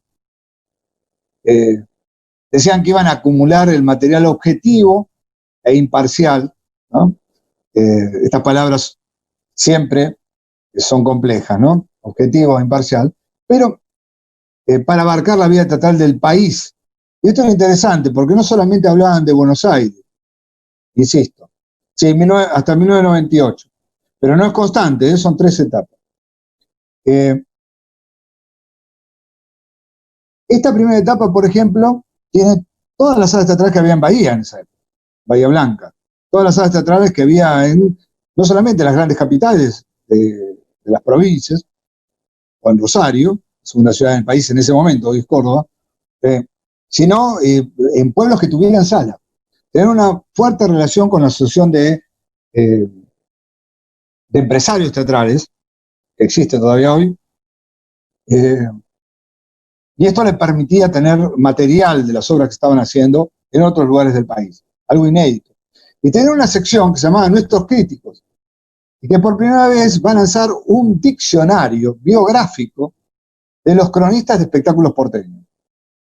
Esto no solamente es relevante desde el punto de vista desde una visión de crónica, no de historia, pero digo, es relevante porque por primera vez se tiene idea de no perder a esos que alguna vez hicieron un aporte desde la crítica, que por supuesto eran muchísimos. Nosotros tenemos que pensar en la cantidad de público, insisto, en 1925, 7,5 millones de personas fueron a ver teatro en la ciudad de Buenos Aires, solamente.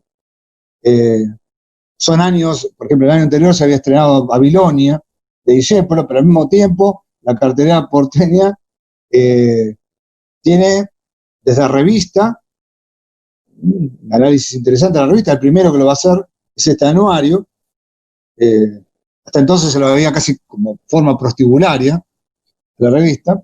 Se registran los actores populares, es importante porque no se enseñan a los actores populares en las escuelas hoy, en las escuelas de teatro, y tampoco aparecen las historiografías.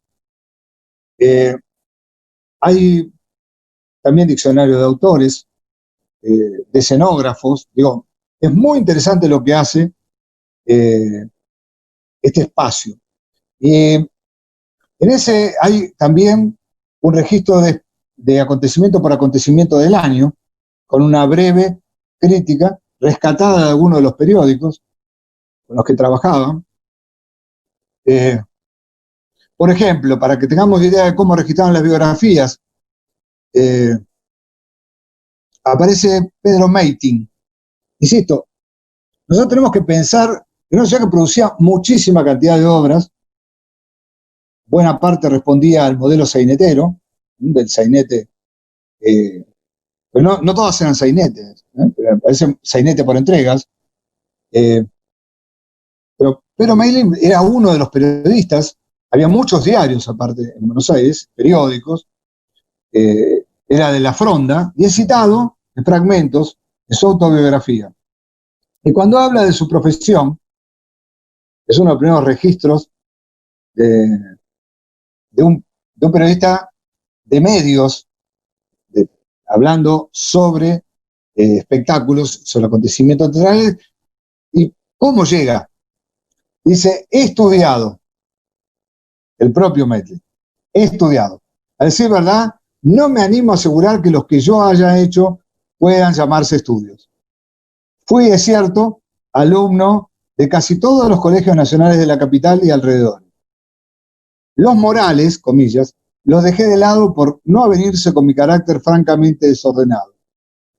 De puro Aragán, porque la facultad distaba muchas cuadras de mi casa, y no soy partidario del footing, desistí de llegar al doctorado en leyes. Muchas veces más vale ser docto en algo que ostentar el título de doctor. Total, una letra más o menos tampoco tiene importancia. Mi debut como cronista teatral tuvo lugar allá por 1918. No recuerdo con qué obra. Tengo por hábito olvidar mi traspiés y los acontecimientos luctuosos de mi existencia. Pero le aseguro que en esa época ignoraba la decisiva influencia del engrudo y de las tijeras para cortar en el periodismo moderno. Hice mis primeras armas en la antigua Revista Mundial. Según decían todos, la página preferida de las lectoras era la de mis comentarios teatrales. De allí vine a parar a La Fronda, donde aún no he logrado la celebridad. Sin embargo, no desespero de llegar a que algunos angelitos me hayan dedicado epítetos tan cariñosos como los de sinvergüenzas, envenenado, vagabundo, borracho, ignorante, amargado, sujeto sin autoridad y 50 cosas más, capaces de ruborizar a la mamá de una tonadillera.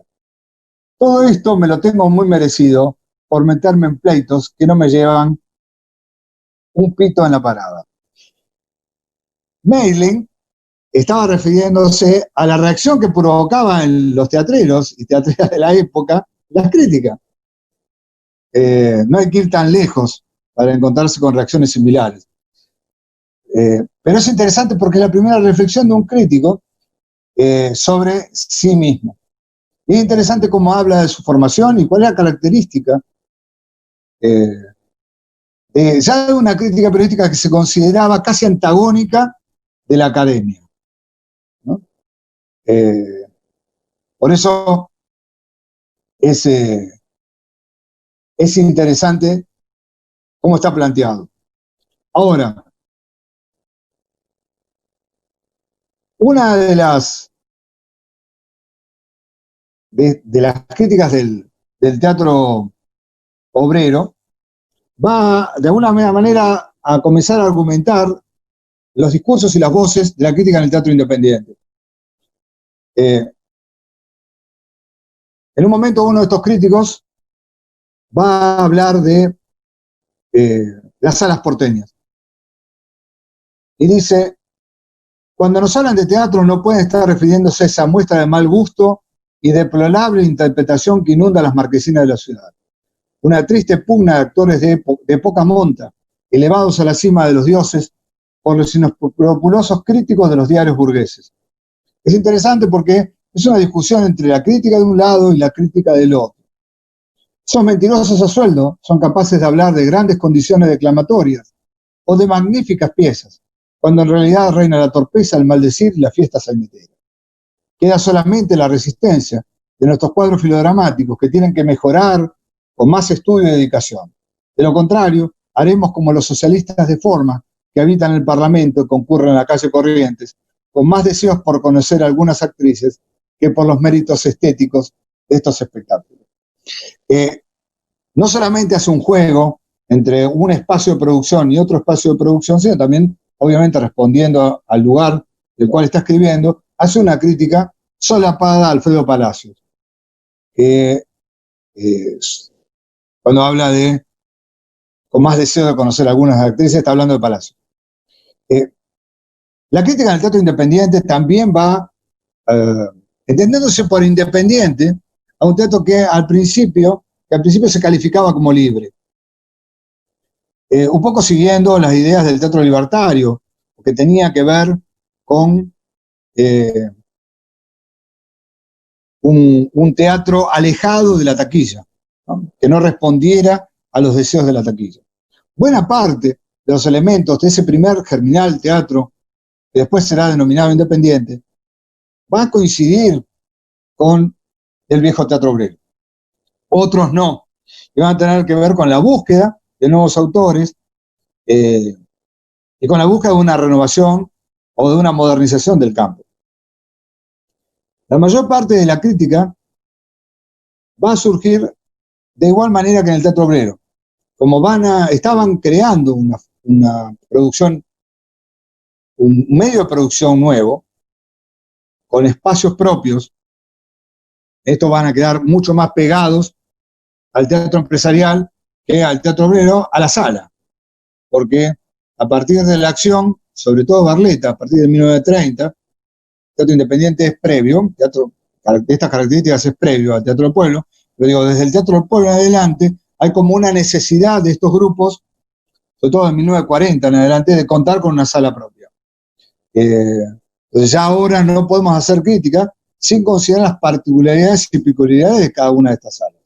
Por eso cuando todos hablamos de teatro independiente en la época, creemos que de igual manera trabajaba el IFT que el Teatro del Pueblo, o de igual manera trabajaba La Cortina que el Teatro Juan B. Justo. Digo, no, había particularidades, o el Teatro del Proletariado. Había particularidades en la elección de los textos. Algunos preferían utilizar textos del conocimiento internacional, grandes clásicos.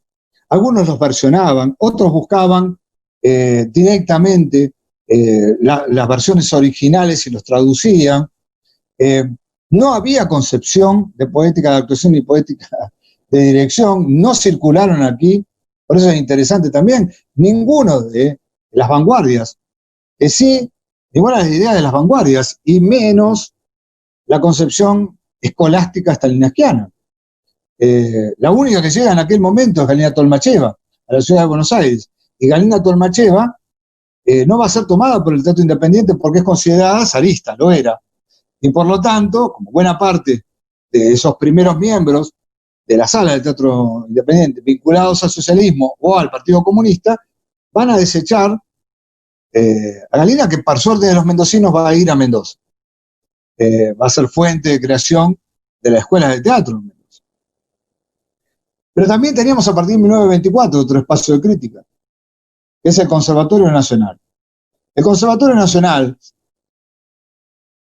que todavía tenía una forma embrionaria, va a ser el primer espacio público de gran legitimación. El primero es para niños, es el Labardén, el actual IVA, creado a partir del dinero que había dejado el gran dramaturgo Laferrer para el sostenimiento de ese conservatorio para niños, que fue un espacio de contención.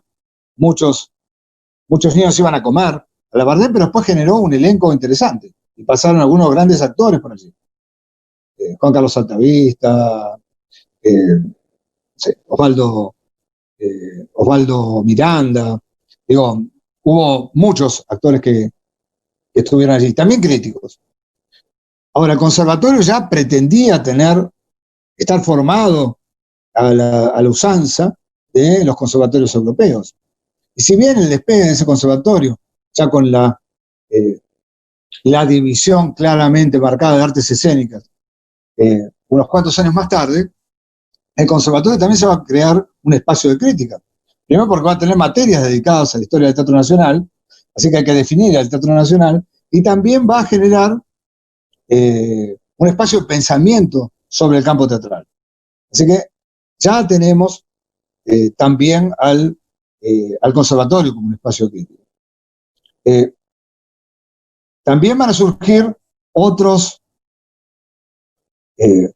lugares, y el primero que va a ser como espacio de la memoria relevante es el Instituto Nacional de Estudios Teatrales.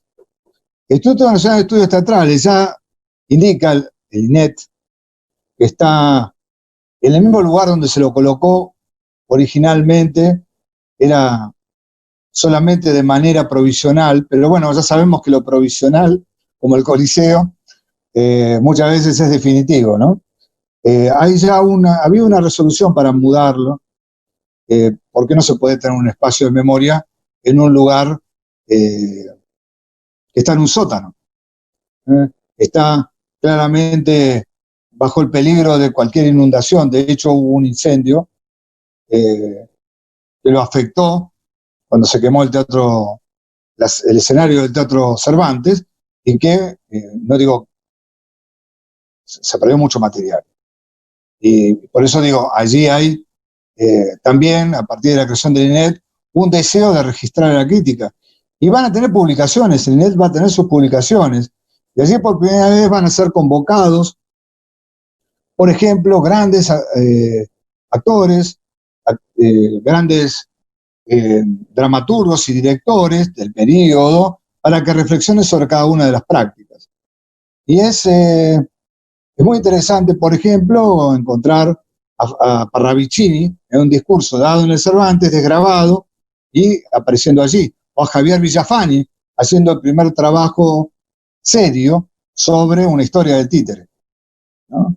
que de alguna manera enlaza la crítica con el espacio de la investigación. El INET también desde entonces, después ya lo vamos a ver con más detenimiento cuando hablemos de los centros de documentación, se convierte en un espacio de crítica, con medios, además, para la crítica. Ahora, yo decía que cada uno de las salas va a tener, de teatro independiente, va a tener su propio periódico. Algunos van a durar más, otros van a durar menos. Pero va a ser realmente, a fines de la década del 40, cuando ese teatro va a tener una etapa de madurez, con la llegada de las primeras poéticas reales de actuación y dirección, cuando aparezcan críticos con nombre y apellido, entre ellos José Marial. José Marial es un mítico crítico y cronista que va a definir la tarea de crítica justamente a comienzos de la década del 50. Dice, lo imprescindible en un crítico, además de su formación, claro está, es la unidad, la consecuencia que vigoriza sus trabajos en función de aquilatar valores, señalar posibilidades y marcar con energía todo aquello que no la esclarezca, en su porfiada lucha hacia el logro de un teatro de apetencias universales y definida expresión nacional. Es imposible pretender realizar una crítica honesta sin partir de una ordenación de valores sujetos a firmes concepciones artísticas. Tratar de conciliar lo que no tiene asidero posible es tarea de amanuenses habilidosos, no de críticos sustanciales. En este caso, Marial, de alguna manera, repite el llamado del teatro independiente a partir de los manifiestos de cada uno de los grupos. En principio, es un llamado a superar viejos vicios del medio, por eso apela a la formación del especialista como el único camino para escambar a los formatos que él ya consideraba perimidos. Los dardos que apuntan tanto a la crítica realizada desde la burda crónica de contenido como al complaciente comentario fraternal de valoración epidérmica que se solía hacer. Marial le pega a los dos. En un momento dice que un signo alarmante era la crítica a la que se llama generalizadora, que está dispuesta siempre a que no tiene ningún tipo de formación y que siempre hace prevalecer una literatosa información, pero que no tiene realidad visual. Si lo que está pidiendo Marial es que haya un compromiso, lo que yo dije al principio, un compromiso con el hacedor. Marial lo tenía.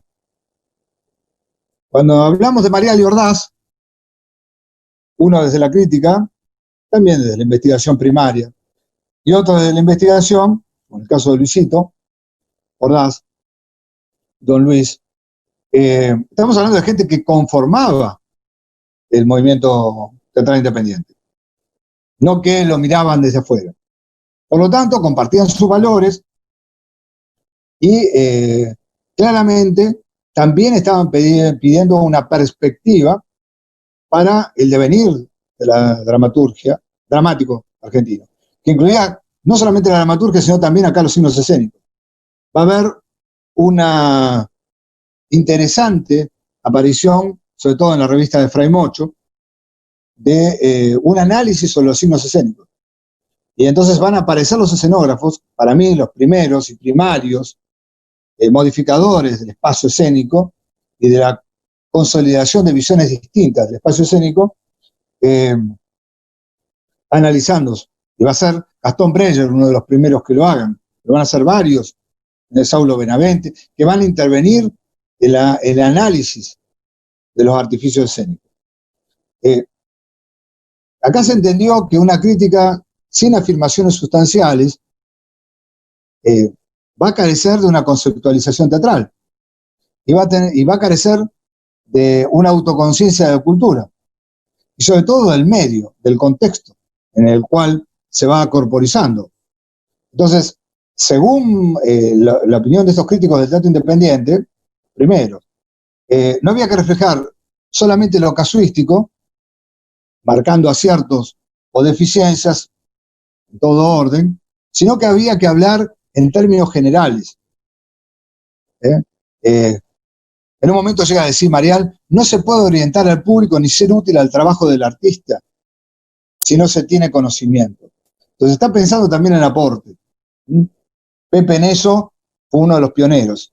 Críticos del teatro independiente de la época son muchos y buena parte son hacedores. Enrique Gilda, uno de los pioneros del teatro para niños, un tal Roberto Cosa, que va a ser crítico y después va a ser conocido como dramaturgo, mi amigo Tito, Eichenbaum, hijo, que a su vez era dramaturgo como su padre, pero bueno, fue tapado por su padre, participan del acontecimiento, forman parte también del acontecimiento.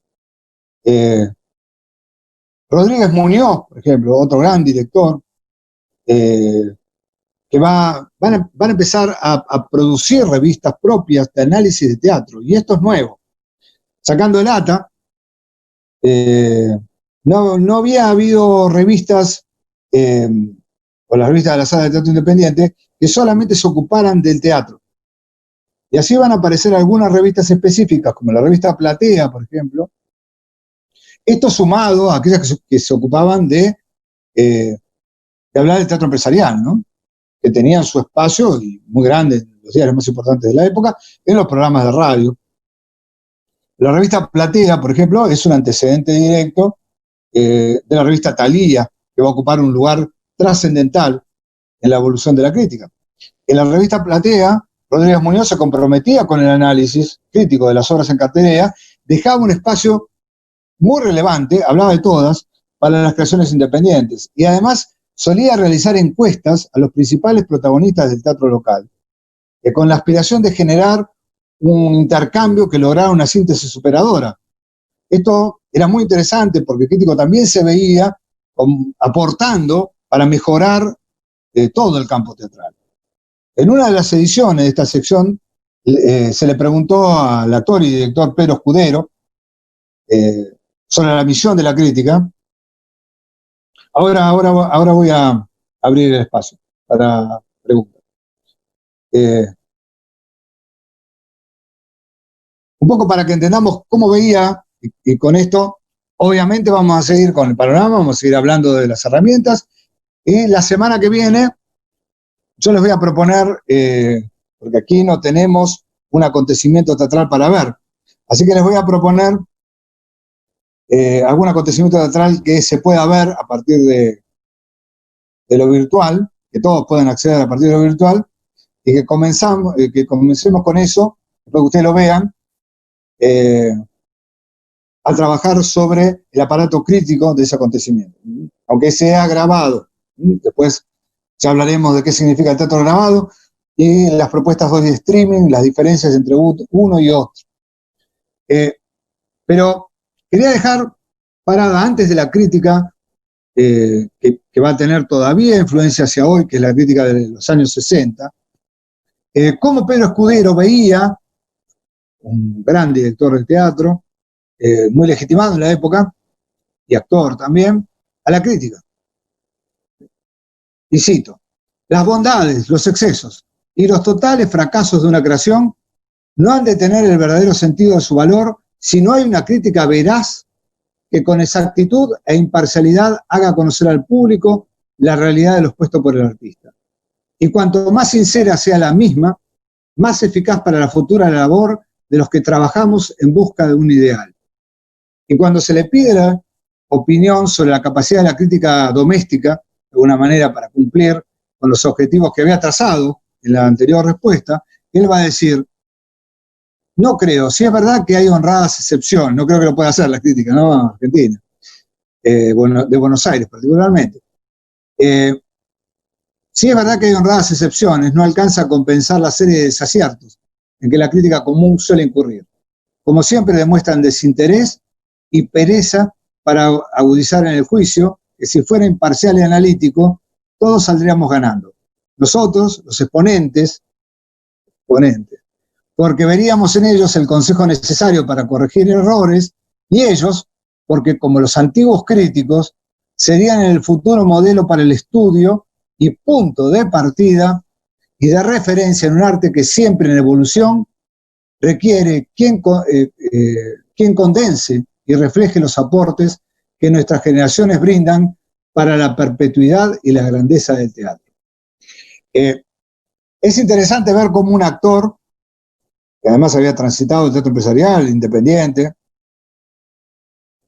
don Pedro Escudero, que tenía experiencia de trabajar en Europa, veía a nuestra crítica de la época. Habría que preguntarse hoy si a nuestros actores, cuando le hacemos la misma pregunta, responderían de igual manera. Lo interesante es que Rodríguez Muñoz era dramaturgo y ya había estrenado. Así que ya tenemos a un crítico con directa participación en el acontecimiento teatral y formando parte de esta crítica que, según él, no tenía que ser una crítica mordaz, sino que tenía que ser ni halagüeña tampoco, pero tenía que ser una crítica de aporte y de estímulo. Pero bueno, Rodríguez Muñoz llegaba a la conclusión que no había un teatro nacional en esa época. Así que el panorama que pintaba era bastante discutible. Ahora, no hay que perder de vista esto porque durante bastante tiempo se sostuvo esta idea que comenzó a surgir en la década del 30, a partir de los trabajos de los críticos en el teatro independiente, de que hay un trabajo de calidad que se realiza en las supuestas esferas del teatro independiente y un teatro de menor calidad que se realiza en los otros espacios de producción teatral. Esta máxima está muy lejos de cumplirse, es más, siempre estuvo lejos de cumplirse. Pero bueno, eso daría para debate y discusión, pero claramente yo en los años 40 hubiera preferido ir a ver a Nini Marshall, a Orestes Caviglia, que a algunos de estos iniciáticos grupos de teatro independiente que tenían muchísimos problemas, ellos mismos lo admitían, años después, sobre todo los que tenían menos complejos con el tema del ego, como Onofre Lovero, querido Onofre, querido amigo, o el propio Carlito Gorostiza, ¿no? Al de ser el mismo, se convirtió en dramaturgo porque lo sacaron de la escena como actor. Por suerte para todos, ¿no? Porque eso nos trajo un gran dramaturgo.